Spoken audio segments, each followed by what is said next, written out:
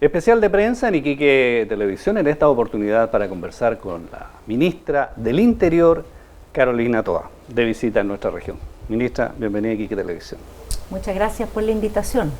Cuéntenos un poquito, sabemos que viene de Alto Hospicio con una importante reunión con los vecinos ahí, por temas de seguridad, me imagino. Así es. Bueno, principalmente de seguridad, pero no solo de seguridad.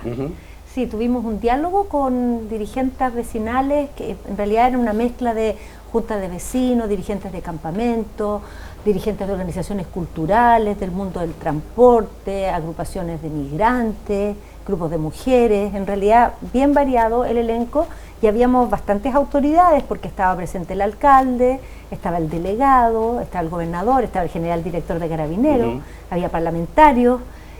Fue una muy buena reunión y muy positiva porque se hablaron temas duros, pero se hablaron de una manera, digamos, muy respetuosa, muy abierta, y yo al menos en mi rol de ministra del Interior me sentí muy bien, primero porque el diálogo fue bueno, y segundo porque para gran parte de esos temas tenemos hoy día respuestas, tenemos caminos por los cuales ir enfrentando las dificultades, y en otros, en que todavía no las tenemos, el escuchar y el dialogar, uno se empieza a imaginar por dónde puede tomar, digamos, el sartén, dónde está el mango de este sartén complicado para salir del paso de los problemas que tenemos aquí, que son varios. Sí, la vivienda es uno de ellos y es uno de los más complejos, ¿cierto? Por la cantidad de campamentos que hay en Alto Hospicio y por la cantidad de gente que llega y finalmente se queda. Estos proyectos mineros, cierto, que son muy atractivos, sobre todo en la etapa de construcción, pero después mucha gente se queda sin trabajo y bueno, en el fondo, entre comillas, se produce un problema para las autoridades, cierto, en este caso de la comuna de Alto Hospicio y también para la región. ¿Cómo se avanza en eso? Sabemos que el Ministerio, cierto, de Vivienda tiene un proyecto importante, cierto, ambicioso, de 240.000, 260.000 viviendas en los 4 años, pero eso no da abasto para resolver el problema. Sí, la verdad es que por múltiples razones, el encarecimiento de los arriendos, la llegada de nueva población, también un poco que fueron quedando como cortas o que fueron quedando atrás las soluciones habitacionales, se acumuló en Chile un déficit habitacional que llevaba muchas décadas bajando, volvió a subir. Y hoy día las unidades que se requieren son más de 600.000. Entonces vamos a atender un poquito menos de la mitad del problema en este gobierno, pero la gracia es que lo vamos a atender de una manera que en lugar de tener un solo tipo de soluciones, vamos a desplegar una batería de distintos tipos. Entonces, ¿qué va a significar eso?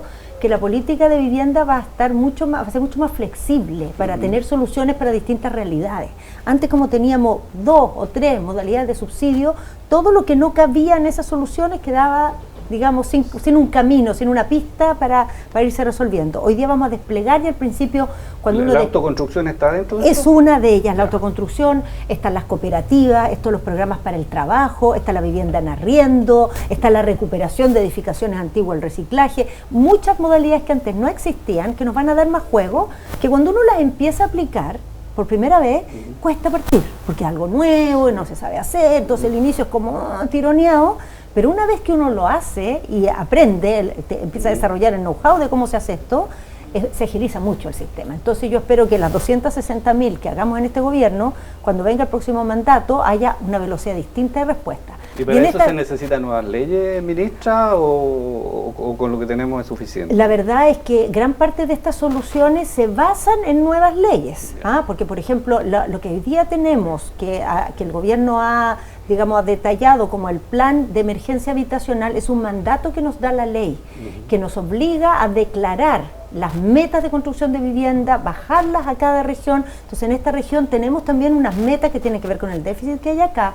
Como parte de ese déficit hay algunos instrumentos especiales, por ejemplo va a haber mucho énfasis en este tema de la autoconstrucción, que aquí tiene una tradición, entonces más rápido, más fácil probar esta fórmula en un lugar donde ya... A las inmobiliarias no les gusta mucho el tema, sí. Bueno, pero mira, hay tanta necesidad de vivienda que las inmobiliarias van a tener su pedazo, no va a faltar, hay tanta necesidad que va a haber posibilidades para distintas formas de solución. Y algo que es bien importante y que se habló hoy día también en estas temáticas de vivienda, es que aquí no solo hay problema con la vivienda que falta, sino también con la vivienda existente. ¿no? En Alto Hospicio tenemos el lío de los socavones, que no es un problema de falta de viviendas, sino de viviendas que están ahí, y no solo viviendas, por ejemplo, tenemos instalaciones de las policías que están con el mismo problema, porque se ha construido sin conciencia de las características del territorio. Entonces eso es algo muy importante también que la nueva política va a permitir, que es hacer un tipo de solución de vivienda que se adapte más a la realidad del territorio. Porque cuando usted tiene un territorio como este, un suelo salino, tiene que construir para esa realidad, no traer el modelito que se ocupó en otra parte y que allá funcionó muy bien, a lo mejor aquí trae problemas por estas características que tiene el suelo en la región, o en parte de la región. El 22 de febrero, ministra, se van a cumplir 4 años de la invitación del presidente Piñera, en ese tiempo el presidente Piñera, en Venezuela, a los venezolanos a que se vinieran a vivir a nuestro país. Nosotros los vimos llegar por Colchanes, ¿cierto? Se instalaron en las plazas, se instalaron en los sitios de Riazo, se instalaron en la playa, y esto no paró. Después, al año siguiente, vino la pandemia, siguió de una manera realmente preocupante, y la comunidad ya no quiere más con el tema, y desgraciadamente las soluciones que se han intentado no han resuelto el problema.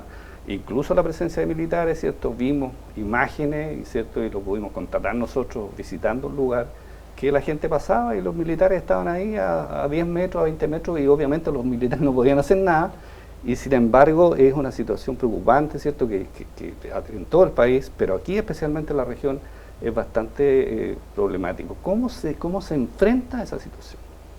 Bueno, primero hay que decir, yo creo que a la gente no le sirve de nada esta cosa de echarle la culpa al gobierno anterior, así que no voy a caer en esa tentación, pero hay que decir que yo fui alcaldesa, y fui alcaldesa en la comuna de Chile, donde hay más número absoluto de migrantes que en la comuna de Santiago. Por años en Chile la situación de la migración era una realidad, pero era una realidad que atendían los municipios como podían. La legislación que teníamos era de los años 50, no teníamos una institucionalidad especializada, funcionábamos con un departamento de extranjería que había sido creado, pero una realidad de un país sin migración, un país que emigraba, no un país que recibía migrantes, y la lentitud de esa respuesta lo que ocasionó es que por largos años tuvimos grandes flujos migratorios sin que el país se preparara, sin que tuviera realmente mecanismos de control en la frontera, que tuviera mecanismos de integración, y eso al final lo tuvo que absorber la comunidad como pudo, con un impacto muchas veces que fue a parar a las personas y a los grupos más vulnerables, porque es ahí donde se provocan estos conflictos, generalmente, o en los espacios públicos que ocupan las personas que tienen menos recursos. Entonces aquí hay una malestar que tiene mucho fundamento, pero que es un malestar que tenemos que saber a qué va dirigido. Va dirigido a una mala forma de gestionar una dinámica que fue un proceso en toda Latinoamérica. En toda Latinoamérica se ha vivido esto con mucha fuerza, porque la migración desde Venezuela ha ido, digamos, desde Venezuela, que es el norte de Sudamérica, hacia abajo, cruzando por todos los países. Y hay países que tienen más migrantes. No, o sea, nosotros estamos lejos de ser los que tenemos más, lejos. O sea, estamos como en cuarto lugar, creo. Entonces, ¿qué es lo que nos pasó a nosotros? Se nos juntó este fuerte proceso migratorio que fue en toda la región, con el hecho de que vino la pandemia, entonces se cerraron las fronteras y toda la migración se hizo irregular. Entonces, migración que antes podría haber sido mucha quizá, pero era regular, se volvió irregular. Y cuando la migración es masivamente irregular, ¿quién sale ganando? Los que más se benefician de la irregularidad, es decir, los grupos criminales que se cuelan en la migración. La migración no es criminalidad, es búsqueda de soluciones a un problema social o político, pero entre medio se mete esta agenda de criminalidad especialmente favorecida porque fue tan informal por largo tiempo la migración. Y a nosotros se nos sumó un tercer tema, que fue el estallido social. Entonces, en una época que se quebró en Chile la confianza, que las instituciones fueron a la bancarrota desde el punto de vista de la credibilidad ciudadana, pasó este fenómeno y se salió de control.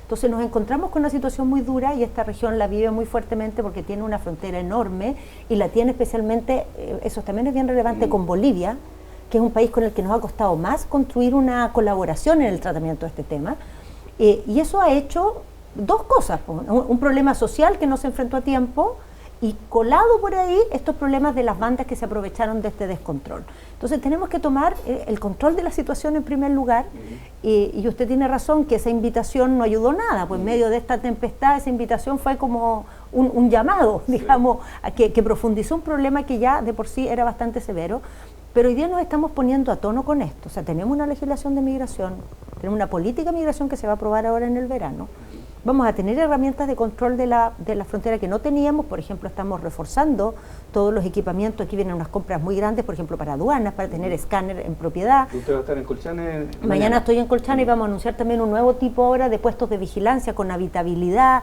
con cámaras nocturnas, cosas que no teníamos en todo este tiempo, que ha habido todos estos pasos enormes. No hemos tenido nada para enfrentarlo. Y a eso se suma el tema que usted mencionaba, los militares.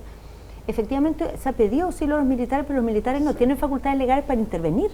Entonces se ponen ahí, pueden observar con su equipamiento, pero cada vez que ven algo no pueden actuar. Tienen que llamar a las policías y como el personal no hay suficiente y no tiene condiciones suficientes, pasa eso, ¿no? Que delante de las narices de quienes están ahí no se actúa. Entonces eso lo estamos cambiando ahora. Le pusimos discusión inmediata a un proyecto que se llama Infraestructura Crítica, donde metimos un capítulo especial. Ya lo despachamos, en 2 días lo despachamos en el Senado, que esto no es promesa, esto es realidad. En 2 días salió al Senado, ayer o anteayer, ¿no? Por ahí anduvimos. Sí. Y ahora queremos que la Cámara ande por ahí, ¿qué va a permitir ese proyecto? Que el presidente va a poder pedirle a las Fuerzas Armadas que participen de la protección de la frontera y va con 3 facultades. Controlar identidad, registrar y detener. Controlar identidad, decir, ya, ¿quién es usted? Muéstrame sus papeles, no tiene papeles, no entró legalmente, problema. Registro, encuentro arma, encuentro droga, más problemas. Y en ese caso lo detengo o lo derivo a la PDI para que haga migratoriamente lo que corresponde, o para que haga judicialmente lo que corresponde, también puede ser a Carabineros, llevarlo ante el juez, si lo pilla con droga, o reconducirlo a la frontera, o empadronarlo, esto es muy importante, sacarle una foto, huellas digitales, nombre, sabemos quién es usted, lo tenemos registrado, sabemos dónde va, no estamos a ciegas. Porque ahora por largos años hemos estado a ciegas con esta irregularidad. Sí. La senadora Luce Pérez, ¿cierto? Y no solo ella, también la diputada Vanessa Astudillo, el diputado Renzo Trisotti están pidiendo desde hace varias semanas que se decrete estado de excepción en el norte del país. Y, ¿cierto? Se alega que, bueno, porque si se hizo en el sur, porque nosotros no, digamos, siempre un poco, nosotros nos miramos un poco el ombligo, digamos, acá en el norte, ¿cierto? Y nos comparamos con el resto del país.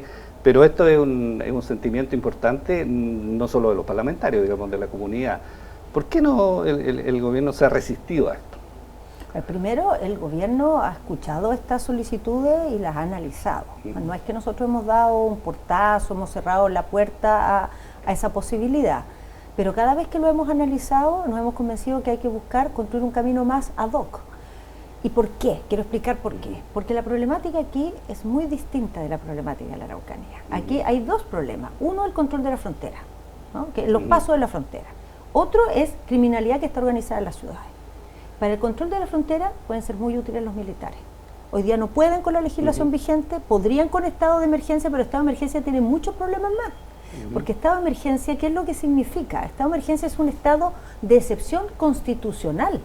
No es simplemente la facultad del presidente de llamar a los militares, genera todo una, digamos, se genera una gobernanza de la crisis que nos saca del régimen habitual y un militar se pone por encima de todas las autoridades, pasa a tener mando sobre todas las autoridades civiles, se suspenden o se genera la facultad de suspender las garantías constitucionales y toda esa excepcionalidad, para gran parte del problema que tenemos acá, no es una buena solución. Porque para resolver el problema de las ciudades no es una buena idea poner a militares en medio de las ciudades. Los militares no están entrenados para eso. No están entrenados para ir a una población, para lidiar con población civil, para administrar conflictos, enfrentamientos entre la población civil. Ese no es su entrenamiento, ese no es su equipamiento. Las policías, por ejemplo, tienen un conjunto de herramientas de bajo impacto. Los militares no las tienen. Los militares tienen armamento letal. Entonces, ¿va a poner usted a militares a actuar en medio de espacios civiles sin esas herramientas, sin esa formación, sin esa preparación, en un régimen de excepción constitucional? Probablemente, si lo hiciéramos, además, tendríamos que hacerlo en todo el norte, porque los problemas que hay aquí no son muy distintos de los que hay en Antofagasta, de los que hay en Arica, y no son problemas transitorios, son problemas de una criminalidad general, distinto a lo que pasa en la Araucanía. ¿Por qué? ¿Qué pasa en la Araucanía? Lo que pasa en la Araucanía pasa especialmente en zonas rurales y es un tema de reivindicación territorial, muy distinto. Sectores que dicen, este territorio es nuestro, no dejamos que entre el Estado. Eso no es lo que pasa acá. ¿Y cómo han dado eso a propósito, ministra, en los últimos meses? Ha mejorado mucho, ¿no? Mucho mejor, porque ahí lo que hemos encontrado, hemos ido desbaratando bandas de tráfico de madera. Ese es como el corazón de la criminalidad común. Hay otro tipo de criminalidad ya que está ligada a acciones violentas que tienen una agenda más política, esa es un poco más dura de roer porque tiene otras raíces, pero muchas veces se mezclan. Entonces, en esas áreas en que se mezclan grupos con agenda política, pero que incurren también en el robo de madera, los hemos logrado atacar. Tenemos varios dirigentes que están detenidos por el lado del robo de madera, los hemos podido tomar, y además eso ha generado mejores condiciones para ir metiendo el Estado de nuevo donde estaba ausente, ¿no? Meterlo a hacer proyectos, meterlo a revertir déficits enormes que hay ahí. Ahora eso va a requerir muchos años para ponernos al día. Pero aquí, quiero volver aquí, porque aquí no es que no al estado de excepción. Aquí vamos a decir sí a los militares de la frontera, con infraestructura crítica, y sí al refuerzo de la capacidad que tenemos de enfrentar la criminalidad, y para eso hay muchas herramientas que estamos sacando a colación.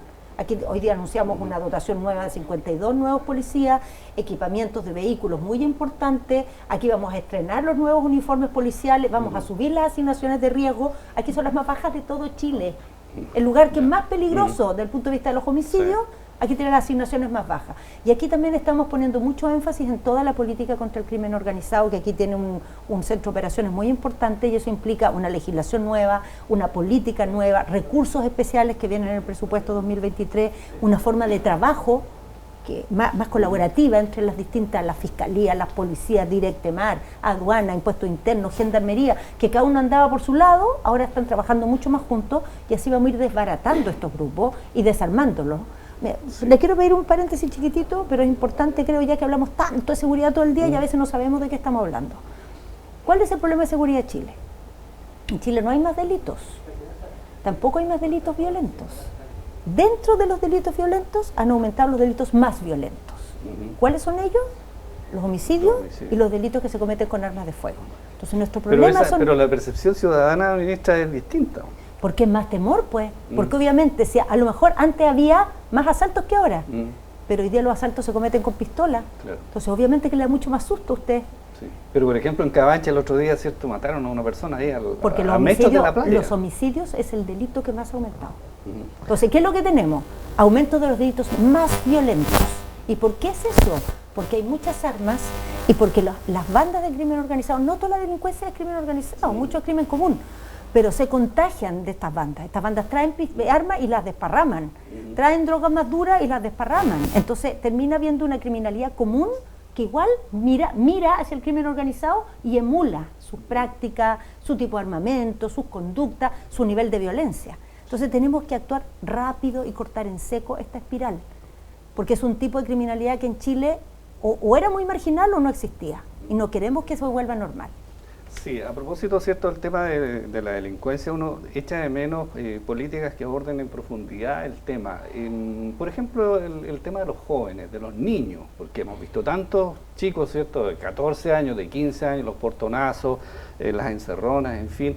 Uno dice, este chico, y las cifras lo demuestran, ¿cierto? Probablemente viene de un hogar, ¿cierto?, donde no tiene padre, donde a lo mejor la mamá tampoco, o está en la droga, o está preso, el chico dejó de ir al colegio en cuarto básico, en sexto básico, en octavo, no sé, y resulta que es obvio, ¿cierto?, que si él se va a reunir, ¿cierto?, con sus pares que están en la misma situación, va a terminar siendo un delincuente.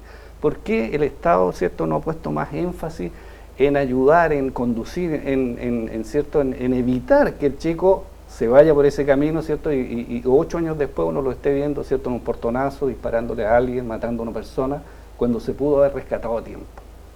Bueno, si me pregunta por qué, y me dice la firme por qué, yo creo que porque todo el mundo dice que es muy importante la prevención, pero a la hora de los que hubo, rinde mucho más hablar del control y no de la prevención.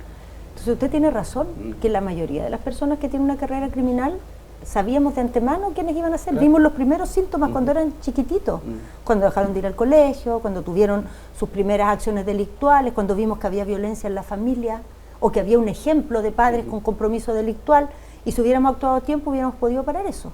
Ahora, ¿podemos hacer algo ahora? Claro que podemos. De hecho, es lo que vamos a hacer. En esta agenda de seguridad que hemos ido construyendo con las fuerzas políticas, uno de los acuerdos importantes es hacer una apuesta para darle realmente profundidad y amplitud a un programa que es lo más exitoso que hemos hecho en esa materia, que se llama el programa Lazos.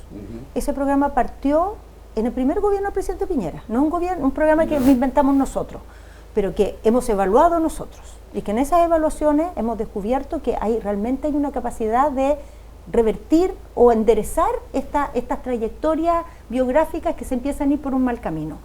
Ahora, para hacerlo, no hay fórmulas mágicas. Es una intervención que es costosa, que es multidisciplinaria, que implica un trabajo educacional, un trabajo social, un trabajo psicológico, es con el chico, la chica, es con su familia. Entonces muchas veces uno dice, ay, pero es que eso es lo que funciona, pues. No, y al final, no va a rendir, digamos, en 2 o 3 años. Bueno, y nadie se va a hacer famoso, nadie va a cortar una cinta, nadie le van a aplaudir en un acto por eso, ¿no? Porque todo el mundo dice, pero bueno, algún día se verán los efectos. Pero eso es lo que cambia la historia.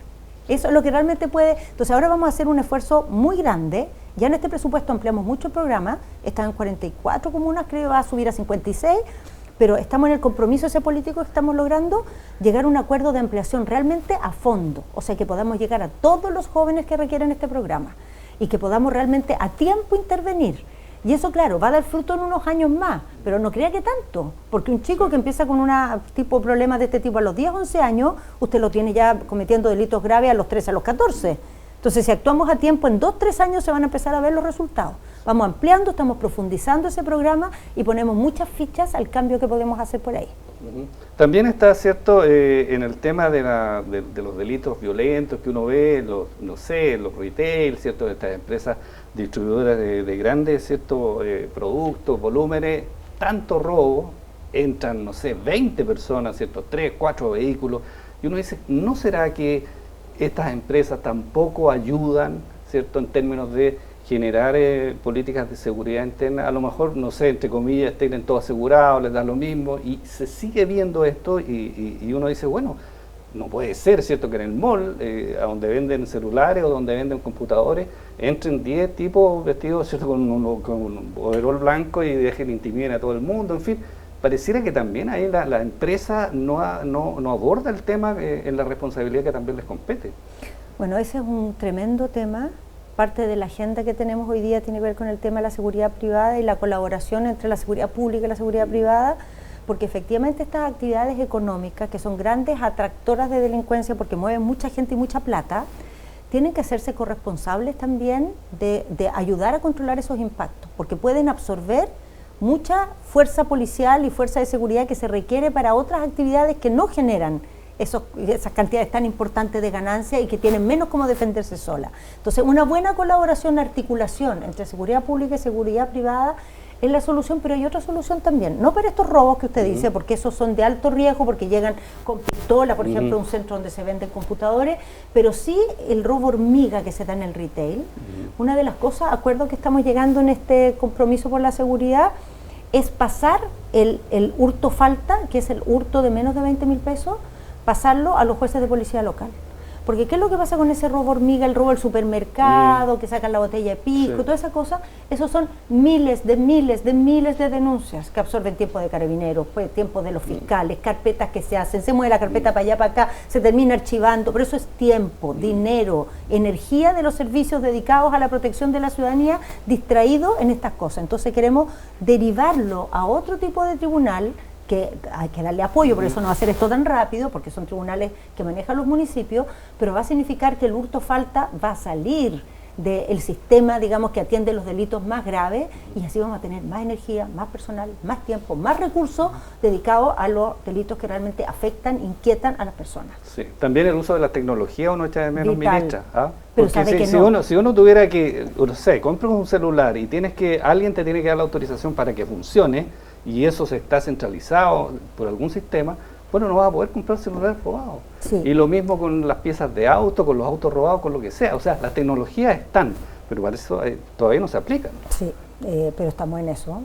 Mire, se va a votar, esto está ligado a la seguridad indirectamente, pero afecta mucho a la vida de las personas.